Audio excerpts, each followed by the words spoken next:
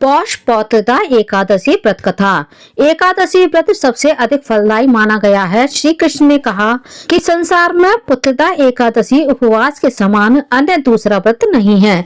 इसके पुण्य से प्राणी तपस्वी, विद्वान और धनवान बनता है। जो व्यक्ति पुत्रदा एकादशी के महात्म्य को पढ़ता व श्रवण करता है तथा विधानानुसार इसका उपवास करता है, उसे सर्वगुण संपन्न संतान की प्राप्ति होती है। श्री हरि की अनुकंपा से वह मनुष्य मोक्ष को प्राप्त करता है।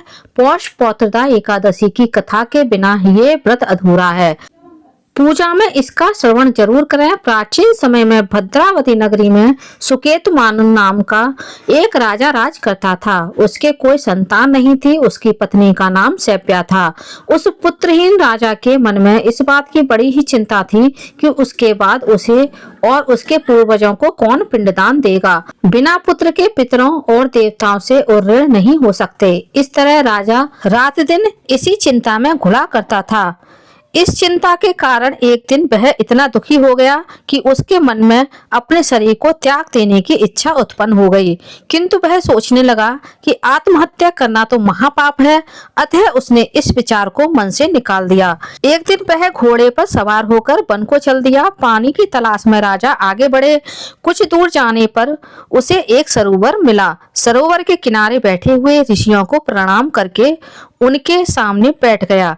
ऋषिवर बोले, हे राजन, हम तुमसे अति प्रसन्न हैं। तुम्हारी जो इच्छा है हमसे कहो। राजा ने प्रश्न किया कि हे विप्रो, आप कौन हैं और किस लिए यहाँ रह रहे हैं। ऋषि बोले, राजन, आज पुत्र की इच्छा करने वाले को श्रेष्ठ पुत्र प्रदान करने वाली पुत्रदा एकादशी है। आज से 5 दिन बाद माघ स्नान है और हम सब इस सरोवर में स्नान करने के लिए आए हैं। ऋषियों की बात सुनकर राजा ने कहा, हे मुनियों, मेरा भी कोई पुत्र नहीं है। यदि आप मुझ पर प्रसन्न हैं तो कृपा करके मुझे एक पुत्र का वरदान दीजिए। ऋषि बोले, हे राजन, आज पुत्रदा एकादशी है। आप इसका उपवास करें। भगवान श्री हरि की अनुकंपा से आपके घर अवश्य पुत्र होगा। राजा ने मुनि के वचनों के अनुसार उस दिन उपवास किया और द्वादशी को व्रत का पालन किया और ऋषियों को प्रणाम करके वापस अपनी नगरी आ गया। भगवान श्री हरि की कृपा से कुछ दिनों बाद ही रानी ने गर्भ धारण किया और 9 माह के पश्चात उसके एक तेजस्वी पुत्र उत्पन्न हुआ। यह राजकुमार बड़ा होने पर अत्यंत वीर, धनवान, यशस्वी और प्रजापालक बना। हे श्रीहरि, जिस तरह एक निसंतान दंपत्ति को संतान सुख की प्राप्ति हुई, इसी तरह संसार के हर प्राणी को माता पिता बनने का सौभाग्य प्राप्त हो। बोलिए श्री हरि विष्णु भगवान की जय। राधे राधे फ्रेंड्स।